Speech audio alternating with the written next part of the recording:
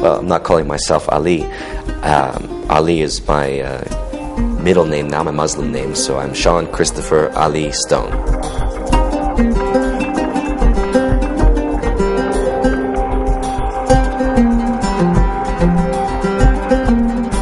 I think somebody's got to do something about this. Metro rail.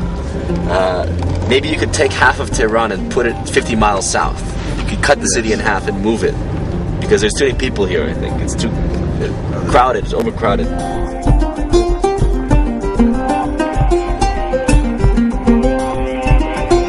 Iranian people are like to each other because, you know, people behave differently with each other than they do with a foreigner. But as a guest, I feel very welcomed and people are very warm to me. There's definitely a tradition of greeting your guests, of being hospitable. And there's a tremendous amount of culture and literacy, intelligence for the most part. People are, they're aware of the world that they live in. They're not ignorant. Why so many names? Tell me about that. Well, Sean is my secular first name. Christopher is my Christian name. Ali is my Muslim name. And Stone is my Jewish lineage last name. Okay, so it's a combination of all. It is a combination of all. And I'm a combination of all three religions. And that's why I've accepted Islam as a continuation of Judeo-Christianity, that which is my religious base.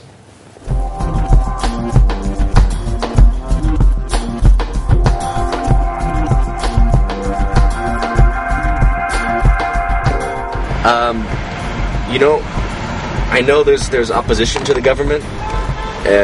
I don't know the percentages in terms of who's in favor of the president, you know, who's opposed. I think that there's at least a dialogue, and that's the most important thing for a republic. If a republic is going to stand, there has to be an educated citizenry, and there have to be those in favor and those opposed, because you have to have a dialogue. Otherwise, it becomes dictatorship. Sean, let's talk about it. What made you make this decision? Did you feel that this was just a continuation of, as you said, the Judeo-Christian background? What made you to decide to actually become a Muslim? I guess I wanted to take the burden upon myself from multiple points of view. In the West, Islam is pilloried now. I mean, I really, just having accepted Islam, you know, I've been ridiculed in the West. People who don't even know me, making allegations about who I am. They've never met me. They don't know the first thing about what I think, and they already, you know, allege that I'm joining a a religion of violence, that I must be a spoiled, lost kid. I mean, it's like the insanity of it goes to show the fear that Islam instills in Westerners. Why? Why do you think that's the case?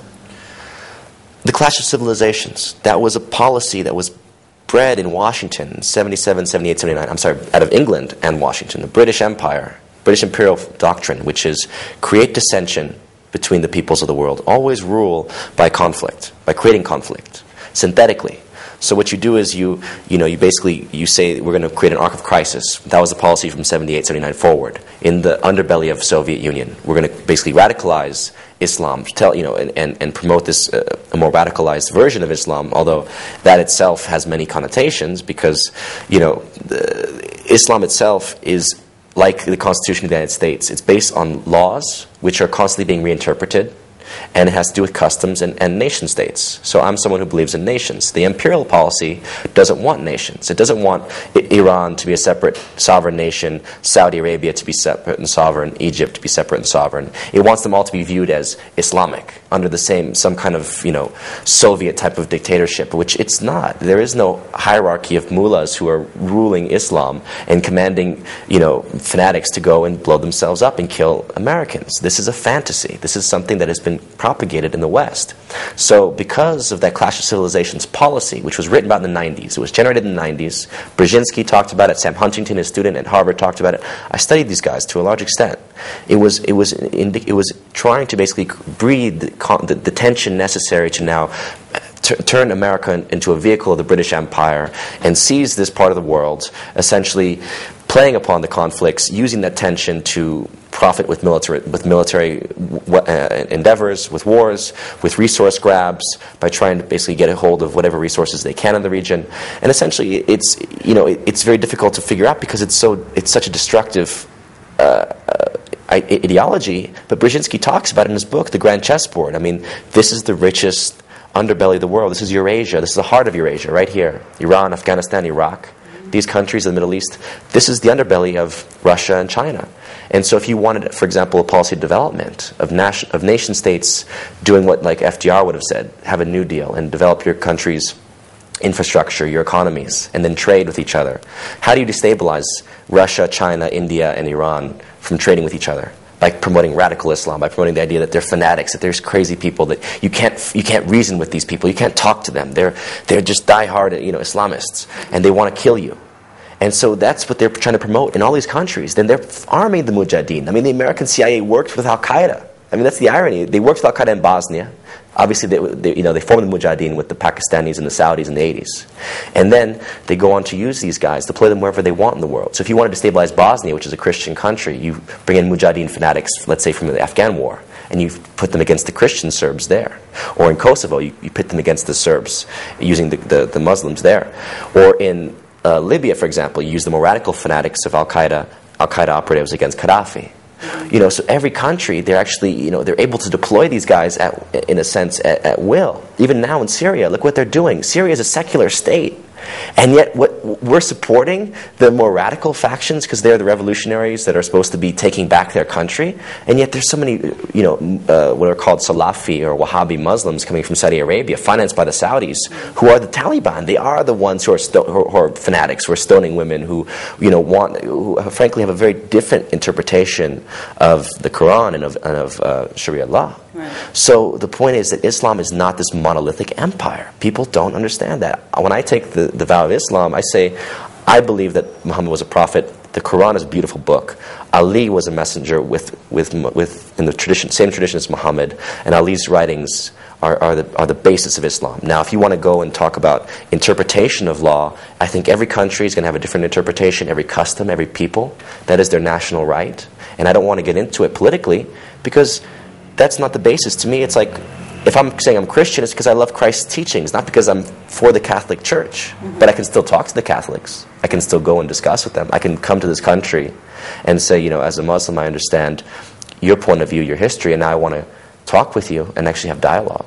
So if I can be that person, if I can be the person who bridges the gap between Judaism, Christianity, and Islam, and being able to say, you are equally my brothers, I'm not more of one religion than the other, because there is only one God. So how can you say you're more Muslim than Jewish? Mm-hmm. You see, without Judaism, without Christianity, there is no Islam. Right, continuation on the same path. Same path, same principles. But, men will always find ways of twisting the words of God towards their end. But how can you blame God for that? If you have faith, if you truly have faith in your heart, what do you have to fear upon the earth? What do you have to fear from another religion? Why is it that you're not able to have a dialogue with someone, have a conversation with them, try to see their point of view? And then, ultimately, I believe nations are based upon this principle, that you don't go around bullying or invading or forcing your will upon another nation state. The same way you don't force your will upon another human being. There's a sense of sovereignty. So I'm in the humanist tradition. I believe in nationalism. I believe that our nation, America, my nation, is becoming corrupted by this imperial seed which was planted by the British over a century ago. And I studied this, and I've watched it in terms of the mentality. You cannot have this doctrine, this attitude that we have the right to invade other nations unless you're an imperialist. That's an imperialist mentality.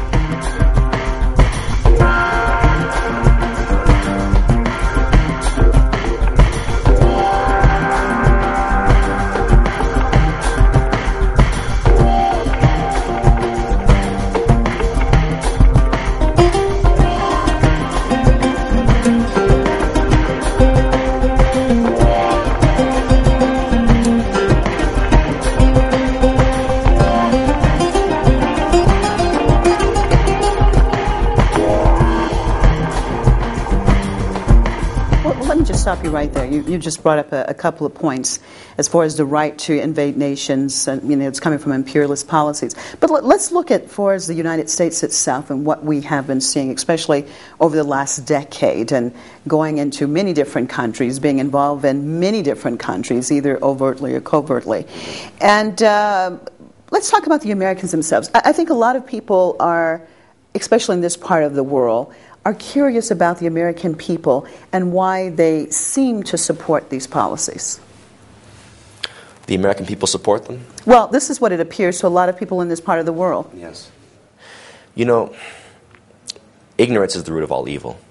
I truly believe that. And there's an idiom in the West that says ignorance is bliss. That's satanic as far as I'm concerned.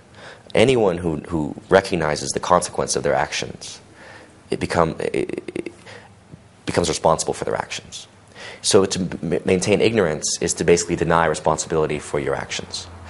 What happened is that America started to, it's a history in itself, but Americans stopped thinking of their government as their government and started seeing it as the government.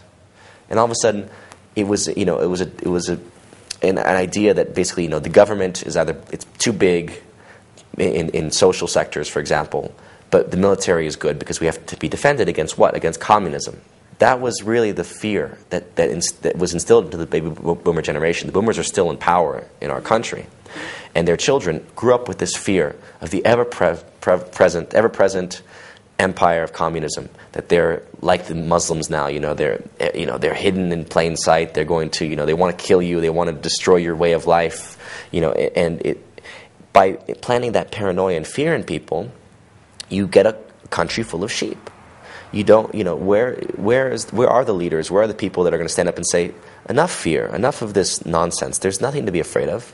The only thing to fear is fear itself. Roosevelt was such a leader. He could have handled it. But then you get these kids who grew up in that condition, and all of a sudden they profited from it, frankly. They profited from neoliberal policies.